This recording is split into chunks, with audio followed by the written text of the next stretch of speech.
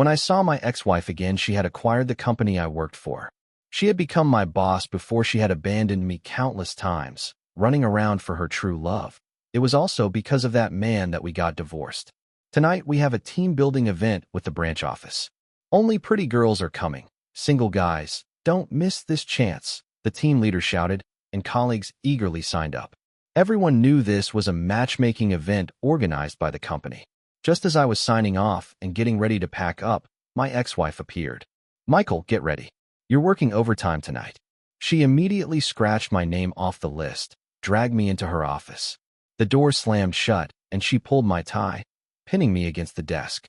"They can do it, but not you. If I catch you sneaking out for a matchmaking event, I'll cut you down." Chapter 1. Amanda's haughty tone stirred up memories in my mind. Anger surged in my chest. "What does that have to do with you?" I pushed her away and stormed out of the office. My colleague Ethan saw me come out and came over. "Michael, what did you do to offend the CEO? Why is she always picking on you?" I shook my head, sitting at my desk, signaling that I didn't know. "That's strange." Ethan suddenly changed his tone and lowered his voice. "Could it be that she's into you? Maybe she's trying to get your attention on purpose." As soon as he said that, several colleagues started gossiping. One female colleague said, "Ethan makes sense. She always asks you to stay behind and work overtime with her." "That's true. Last time, she even told us to leave the red bean mooncakes for you." I said impatiently, "Stop gossiping. She has a boyfriend. She's almost getting remarried." I quickly packed my bag, clocked out, and waited for the elevator. In the elevator, a few colleagues asked, "Michael, how do you know that, bro? Is it true? Remarried?" "Of course it's true. I'm the ex-husband who got cheated on for 5 years." I nodded, turned, and left, leaving the rest for my colleagues to guess. Chapter 2. I thought seeing my ex-wife again would make me feel down, but in reality, my heart no longer stirred for Amanda. We had been married for 5 years, plus 4 years of dating. Altogether, it had been 9 years. Indeed, according to the relationship timeline, we didn't make it to this 7-year itch, but if you count it as a whole, we did survive the 7-year itch. Yet in the end, we still parted ways, didn't we? The moment my heart completely died was on our 5th anniversary. That day, she booked the Twin Towers for her true love, playing a 24-hour loop celebrating the return of her beloved. At night, there was an incredible light show created by countless drones, showcasing the most beautiful lights in the sky. The trending topic was the passionate kiss beneath the light show, surrounded by countless roses, a celebration of their love. Netflix sent 99 wishes, and even the official account of the Twin Towers posted about them. Golden Boy and Jade Maiden, a perfect match. May they grow old together. On one side, countless people praised their love. On the other side, I was in the hospital taking care of her father. The roses symbolizing love, the stunning drone light show, the passionate atmosphere, they had nothing to do with me. So this was what Amanda meant by, "I won't be back tonight."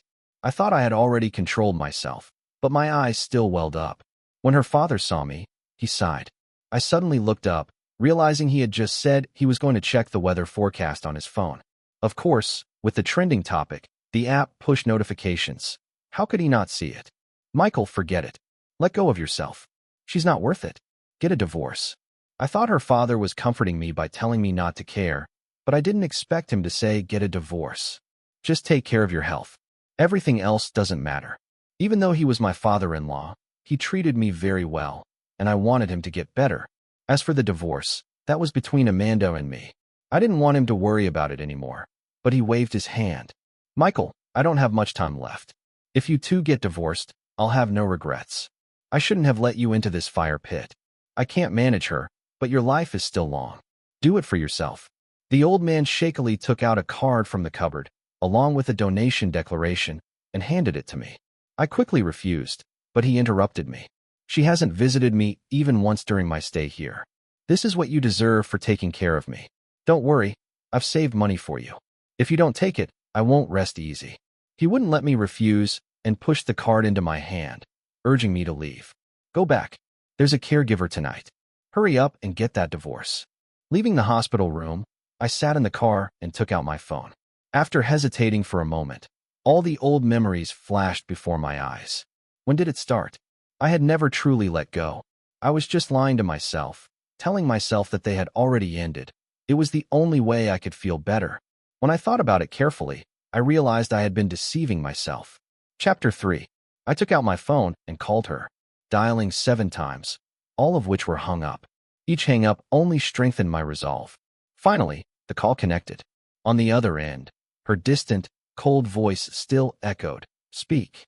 I had intended to go straight to the point, but when I opened my mouth, it became, "Where are you?" After a long pause, her response was unsurprising, even though I could hear the laughter of her idol, David, in the background. I sighed, cursing myself internally. I already knew, so why was I lowering myself to this? "Amanda, tomorrow at 8:30 a.m., let's go to the Civil Affairs Bureau for the divorce." There was a pause on the other end. Her voice was tinged with impatience. "Is this how it's going to be now? If you want a divorce agreement, I can send it to you. You can take it with you tomorrow." After saying this, I hung up the phone and drove back home. I took out my suitcase and began packing, determined to only take my things. As I packed, I realized just how much there was, and most of it was my own one-sided wishful thinking. Couple toothbrushes, couple clothing, couple jewelry. She had never used them. Many were still unopened. Love and indifference are truly apparent. She had never loved me, so I couldn't even recognize such simple things. Even our wedding photos were like this. In the pictures, I smiled while she had a cold face. There was a distance between us, just like our relationship, where she never wanted to get close to me, not even a little. I went to the house we bought before marriage, tidied up my things, and started thinking about what I was missing and what I needed to get. That night, I slept soundly. The next morning, sunlight poured into the bedroom, making it incredibly comfortable. I packed up and left for the Civil Affairs Bureau. When I arrived, I parked the car and waited for Amanda in the lobby. I took out my phone and saw a post from her idol, David, with a 9-grid photo. Roses, wedding rings, intimate kissing photos, hotel room details, and a caption. "After all this time, you're still the one." I silently took a screenshot, thinking I would be devastated. But surprisingly, in just one night, my heart had changed completely. Saying I wasn't hurt would be a lie, but it wasn't as much as I thought.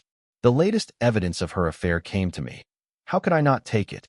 I waited at the Civil Affairs Bureau from morning until the staff finished their shifts at noon, but Amanda never showed up.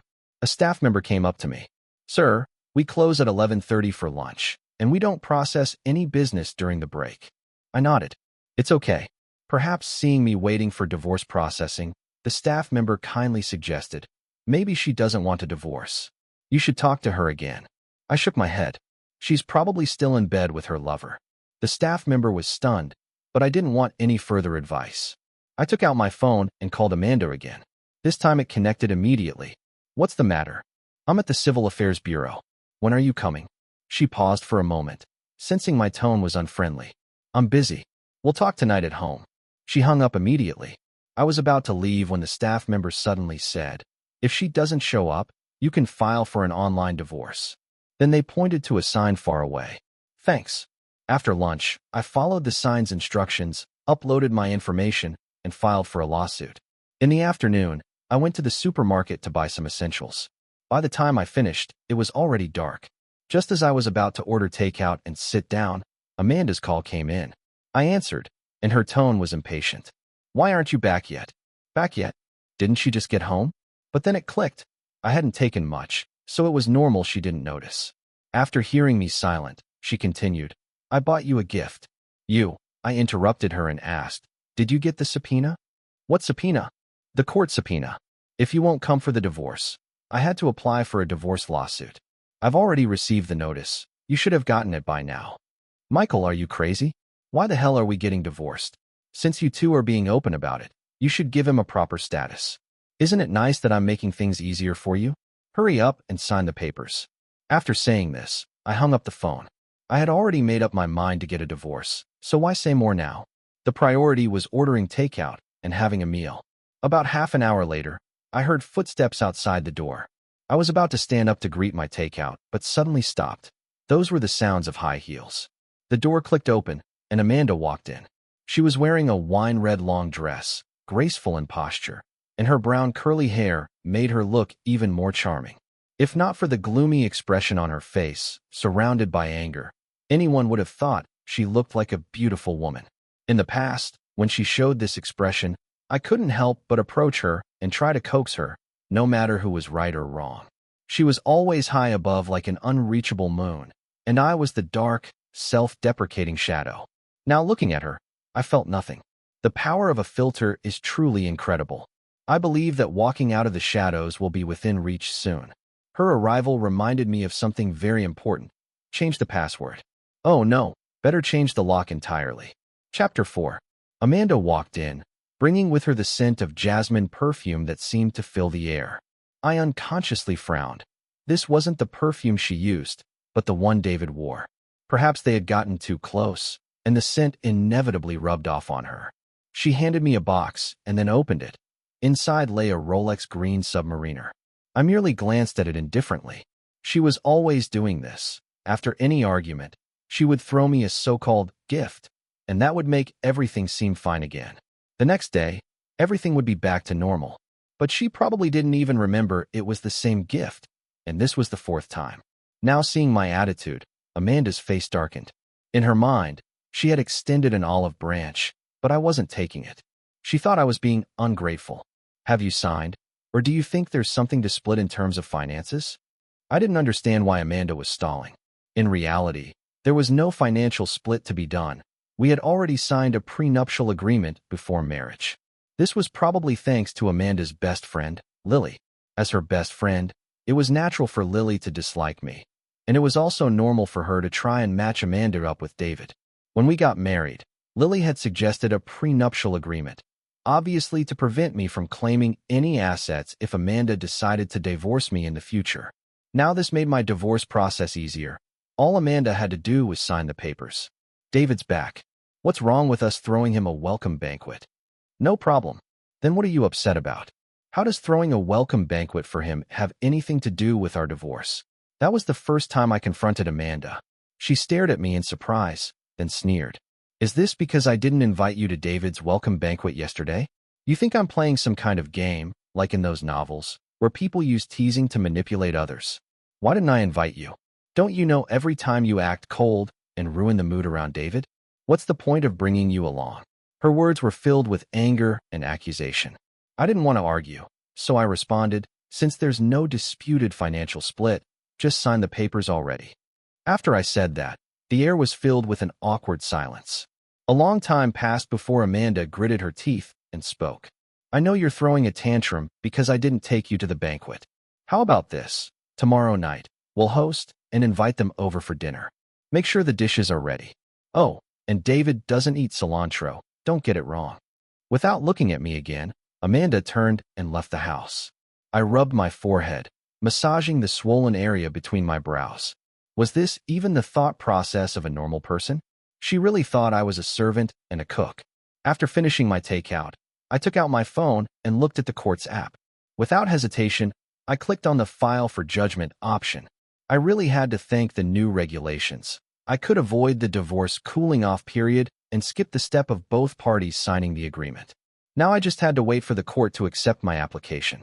Once they started work on Sunday, the fastest judgment would come in 24 hours, and the slowest could take up to half a month. Chapter 5. The next day, I finally finished gathering all the things I needed for the small house, including replacing the lock on the door and setting a new password. It was 4:30 p.m. I was preparing dinner when my phone rang nonstop. It was the ringtone I had set specifically for Amanda. I pressed the mute button and continued with what I was doing. About half an hour later, I had finished prepping the ingredients and looked at my phone. It was filled with missed calls and messages. Another call came in, and I decided to answer it. My phone had been occupied, and I didn't want to miss an urgent work call. Michael, are you crazy? Where are you? At home. I'm at home, and I can't find you. Everyone is here. Why haven't you finished the food? Forget it. If I wait for you to cook, I don't know how late it'll be. Come to the Glee restaurant now, right now. Otherwise, don't expect me to sign. She hung up directly. After thinking for a moment, I decided to go. I had no other thoughts. I just felt that if she signed, the divorce would go faster. With a lawsuit divorce, there were some steps that could be skipped, saving a lot of time. Following the message details, I brought the signed divorce agreement to the Glee restaurant. The private room was already full, and when I pushed open the door, there was an eerie silence.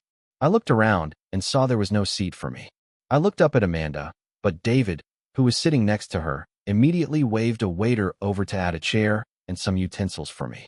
Once seated, Lily began to mock, speaking indirectly. This restaurant's decor could use an upgrade. The table for 12 is now a table for 13. It's too cramped. Everyone around the table, their friends, looked on with curious expressions. Amanda remained silent, but David tried to smooth things over. It's fine. A little crowded makes it lively. After a few rounds of drinks, they started playing Truth or Dare. The bottle pointed to David, and he chose Truth. The others immediately began to tease him. Lily shot me a provocative glance, then asked David, "So who did you come back for?" David looked slightly embarrassed, then mustered the courage to answer, "I came back for Amanda." Afterward, he shot me a glance, his eyes full of provocation. Lily, feeling the effects of the alcohol, immediately chimed in. Oh, it's true love. Amanda, I have to say, it wasn't your fault. You two missed each other before. Now setting things right is the right thing to do. Oh, so I'm the one who went astray, and David is the guiding light. I said coldly. David smiled, looking at Amanda with a loving gaze. At the time, my mom was sick and needed urgent treatment abroad. I was afraid of delaying you, so I broke up with you, which led to our separation. From the moment David began speaking, Amanda's eyes never stopped sparkling with anticipation, an anticipation that had never been directed at me. Watching this reunion of the perfect couple, a smile slowly crept onto my face. It was as if I was the one who had heartlessly torn them apart. A man sitting next to me leaned slightly toward me and said, "Michael, if I were you, I want to find a hole to crawl into. Why stand between them like this?" I nodded in agreement, then loudly clapped my hands, attracting everyone's attention. Congratulations.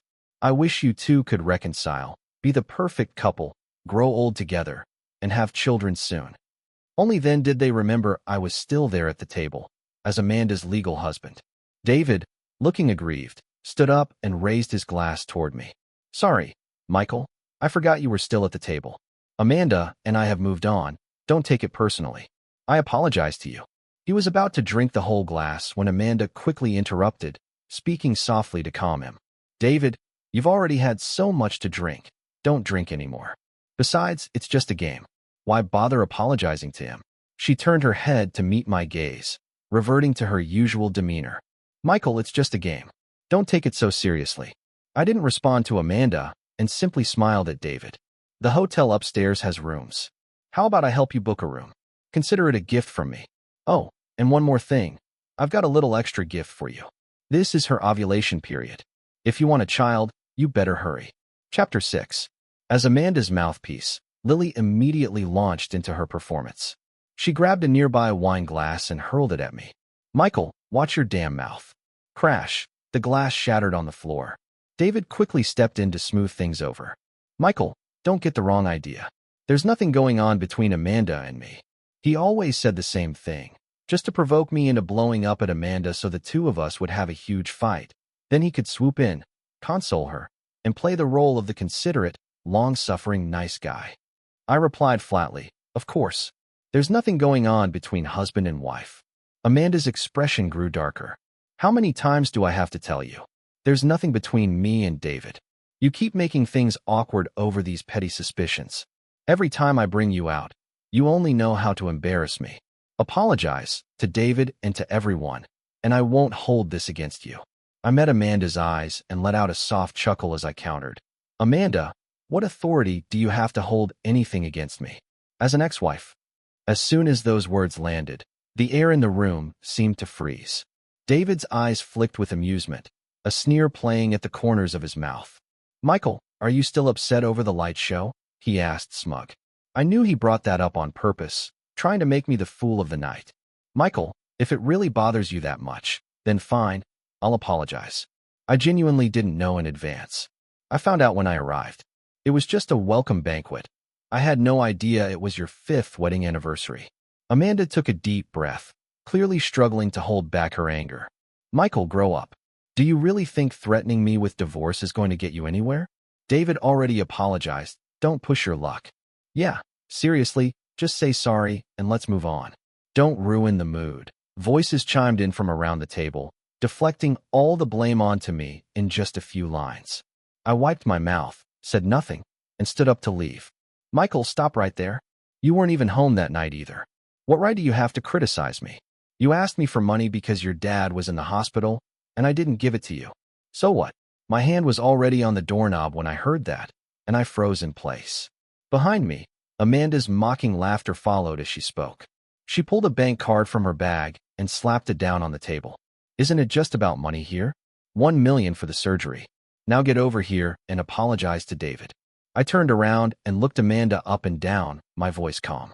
It was your dad who was in the hospital, not mine. With that, I turned and walked out of the private room, then drove aimlessly down the road.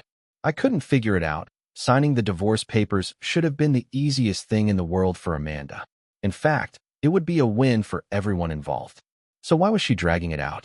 Before I came tonight, I thought she might sign the papers neatly, announce it at the dinner table, let her friends mock me a bit, and then accept everyone's blessings for her and David. As long as she signed, I'd be free. Idle gossip no longer had the power to hurt me.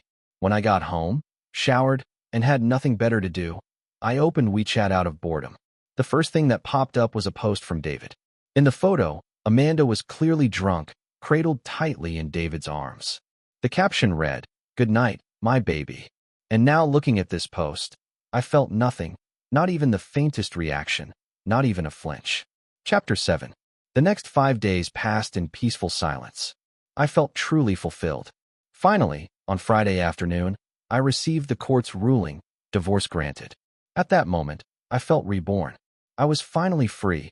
No more bowing and scraping, no more enduring Amanda's rage, no more spiraling from David's smug social media posts. When I clocked out, my mood was so good I almost dragged my coworkers out for a celebratory dinner and night out. I hadn't felt this happy in a very, very long time. Turns out, even just hanging out with coworkers after work could feel so damn good. It was 11 p.m. when I finally got home. Just as I stepped out of the elevator, I noticed a figure standing at my front door. White dress, long wavy hair, under the eerie green glow of the emergency sign. She looked ghostly. Since I was driving tonight, I hadn't touched a drop of alcohol. The scene was enough to scare my clear-headed self half to death. I looked closer. It was Amanda. She caught the stunned look on my face, something flickering in her eyes I couldn't read. "What the hell are you doing at my place this late?" I asked sharply. She bit her lip, clearly surprised that my first words weren't concern but interrogation. Then again, the reason she couldn't get in was because I'd changed both the lock and the passcode. She lifted her chin stubbornly and pointed at the door. "You changed the code. I couldn't get in." I almost laughed. I walked past her and unlocked the door with my fingerprint. I was about to close it behind me, but she grabbed the handle and yanked it open. "Aren't you going to invite me in?" Before I could reply, she had already stepped inside, like she owned the place. I'd added a lot of new things these past few days. It was no longer the barren, empty place it had been when she last came by. She wandered through my apartment like it was still hers, the tapping of her heels on the hardwood echoing throughout the space. She wandered for a while, clearly searching for something. Finally, her eyes landed on the Rolex Submariner she gave me last week. It was still in the same condition she left it in, just pushed to the edge of the dining table. "Found what you're looking for? Can you leave now?" I stood by the door holding it open, my face expressionless. Amanda hesitated, holding her head high and trying to appear composed. "I gave it to you. It's yours. And also, I never agreed to the divorce." I sighed, irritated, and dropped the courtesy in my tone. "The court's already ruled on the divorce. Whether you agreed or not doesn't matter anymore. And if the watch is mine, then how I deal with it is also my business." With that, I strode over, intending to throw the watch box and all into the trash. Amanda panicked and tried to stop me, yanking it back. "You've been making a fuss for half a month over this. Isn't this something you liked?" Clatter. The watch box fell to the floor, the watch flying out along with the cushion, plus a photo. I bent down to pick it up, but Amanda screamed and snatched the photo from my hand. She looked at me in shock. I didn't even spare her a glance. I tossed the watch and box into the trash and shoved it all toward the door. I looked up and said calmly, "Relax. I only saw the actual photo today. Now that you've got it, you can leave." I was done with this. Amanda's eyes turned red as she trembled and asked, "The actual photo?" I nodded. "If you want the others, I can send them to you. The rest, you can print out and admire with your new husband." Her mind seemed to short-circuit for a second, and then she stared at me, furious. "You hired someone to spy on me." I was speechless. "You think someone like me, who couldn't even afford $1 million for surgery, has money to hire someone to tell you? David, your charming prince, he's the generous one. He sent me plenty for free." Amanda looked like she couldn't believe it. She stumbled back a few steps and collapsed onto the couch. From the dropped photo, it was clear the angle could only be from a selfie. And that watch, she had David help her buy it. She didn't even glance at it before tossing it to me. If I had taken the photo, it wouldn't make sense. The only explanation was David. And from what I just said, there were more photos like this that David had sent me. No wonder. "Michael, David and you're innocent. I believe you. How many times do I have to say it? Isn't that the perfect boomerang?" Amanda left my place dazed and defeated. After closing the door, I sat on the couch for a long time. 9 years total. Years of dating, 5 years of marriage. You can't say there were no feelings. There were some. Thankfully, not much left. And soon, maybe none at all. Chapter 8. For the next 3 months, Amanda didn't appear before me. Time had dulled all emotions, and gradually, I truly felt nothing anymore. Even when she showed up again at my doorstep today, I felt no waves, not even surprise or confusion. She was just a plain, unfamiliar face. I glanced at her once, then looked away, turned, and started to open the door. But Amanda grabbed my arm. "From today, we're neighbors." I looked up, confused. Amanda seemed to offer an explanation, as if she anticipated my reaction. "I bought this apartment because it's close to the office." I nodded subtly, pulling my hand back and preparing to enter. "Michael, come have dinner. Don't you think it's good to get along with the neighbors?" She pointed toward her kitchen, where the smell of cooking wafted. I quickly waved my hand. "I won't disturb your dinner." "No, it's all mine. Don't you remember back in college? You said your favorite was sweet and sour ribs." That was indeed my favorite dish, even now. But food is food and people are people. If this continued, I feared I'd grow to hate sweet and sour ribs. I followed the recipe, measured every ingredient perfectly. It should taste just right. However, a proper ex should stay as dead as possible. I turned and entered my house. A thought suddenly flashed through my mind. Amanda moving next door, doesn't that mean we'd bump into each other all the time? And David, Lily, all of them? Wouldn't it be the same? In that moment, I had this strange feeling as though the ground was about to collapse beneath me, an inexplicable feeling of disgust, as though I couldn't go back home. I paused and tried to calm myself. First, I'd handle what was in front of me. The next day at work, I was about to ask some colleagues about their shared apartments when I saw my team leader walking toward me with a well-dressed woman. The leader briefly introduced her, Amanda, our new general manager, then took her around to inspect the other areas. I stood frozen in place, my mind completely scrambled. What did this mean? What was going on? She had moved in next door the night before, and the next morning, she became my sudden new boss. Would she be bringing David or Lillian next? God, that would be a real nightmare. Forget it. Whatever. Work is work, and not everything can be smooth sailing, right? At least the first day went by without incident, and I clocked out and headed home. As I walked down the street, I suddenly heard a honking sound behind me. A pink sports car pulled up in front of me, and the window rolled down to reveal Amanda's face. She smiled at me. "Let's go. I know you can't drive today because of the license plate restrictions." I looked at the car, then glanced at my phone, waiting for a ride via the app, number 123. Eventually, I opened the car door and sat down. During rush hour, traffic wasn't moving quickly. Amanda, sitting in the driver's seat, spoke up. "The second part of The Legend of the White Snake is out. Let's go watch it before heading back." I had mentioned how excited I was for the second part of the movie before it was released, but back then she had said, "What's the point of watching cartoons? I'm not going. I've already arranged to watch it tomorrow with someone." She glanced at the rearview mirror several times, then asked after a long pause, "Who? A colleague or a friend? A guy or a girl? A blind date?" She slammed on the brakes, turned her head to stare at me, and then the horn blared behind us. She quickly turned her attention back to the road. After a long silence, her voice returned. "Really?" I nodded. "Really? I don't need to lie about something like that. Huh? A blind date? Really? You're in such a hurry. It's a big deal in life. Of course I'm in a hurry. The rest of the ride was quiet as we both went home. The next day, I arrived at the meeting spot. The woman had already arrived early. It wasn't actually a blind date with a stranger. The woman was actually a junior from my university, someone I had debated against in college.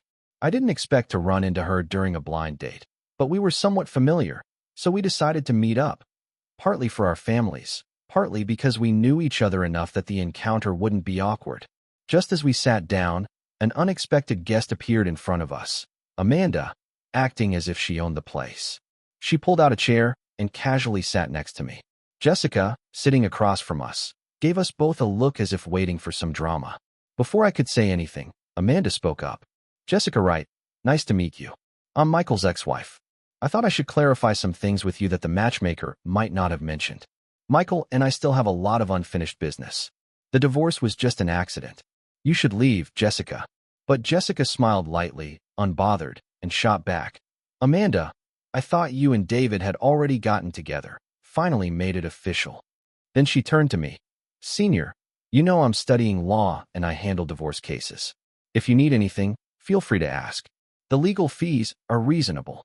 Jessica's eyes flicked between me and Amanda, then paused. If the case is too outrageous, I can waive your legal fees as a token of gratitude. Just contact me whenever I'm available, 24/7. With that, Jessica grabbed her bag and left, leaving me speechless and Amanda furious. She turned her head. And what's your relationship with her? You ruined my blind date and are now asking who she is. I sighed helplessly and stood up, preparing to leave. Amanda, seeing this, mistakenly thought I was going to chase after Jessica. She quickly grabbed my arm and explained, No, I came here to talk to you. Let's remarry. I yanked my arm away, stepping back and coldly replied, I'm not interested in a love triangle. It's not that. I'm not with David. I already know he took my father's money and left. He only came back because he spent all of it and was looking for someone to pick up the tab. He even deliberately went to the hospital and made my father end up in the ICU. Enough. I interrupted her impatiently. Are you done? Or do you think this is fun? It's not that I really want us to remarry. I don't have time for this. We're divorced, and that means we have no relationship anymore. Even if you've realized your mistakes, your past actions have left irreparable scars. With that, I strode out of the restaurant. On the way, I sent Jessica a message to apologize. She replied, telling me she had said those words on purpose and expressing her regret. Although we were from different graduating years, the big scene Amanda and David made had long stopped being a secret. Even Jessica had heard the rumors many times. In the end, she congratulated me on escaping the torment and embracing a new life. Just as she wished, the new life was indeed beckoning to me. I went to work on time every day, a simple routine, keeping a polite distance from Amanda at the office. Then a new project came down from the headquarters, and Amanda specifically requested me to be in charge. Tomorrow, you're accompanying me on a business trip. I nodded. Work is work and personal matters are personal. I couldn't give up this opportunity for promotion due to personal issues. The company arranged the business talks at a resort spa located in a scenic area. After a whole day of discussions, I went back to my room alone and collapsed onto the bed. About an hour later, someone knocked on my door. Amanda stood there in a bathrobe, no makeup, looking at me. Let's go soak in the hot springs. Without a moment's hesitation, I turned her down. A crack appeared on her beautiful face. Michael, I know I've wronged you, but these past days without you have been so hard. I've missed you so much. I tried reaching out, moved next door to be your neighbor, became your boss, but you completely ignored me. She didn't even look at me. I know you hate me. It's my fault, but can't you give me a chance? Her eyes were slightly red, full of hope as she looked at me. Perhaps it was my silence for a moment that made her believe there was still hope. She excitedly grabbed my hand, trying to enter. I felt no pity. I pulled my hand away from hers, stared into her eyes, and said word by word, there is no future. It's absolutely impossible. Tears fell from her eyes. She stared at me for a long while before leaving, lost and defeated. A broken mirror can never be whole again. The cracks won't disappear. They will only deepen, forming a massive rift, one that can never be filled, one that will never vanish.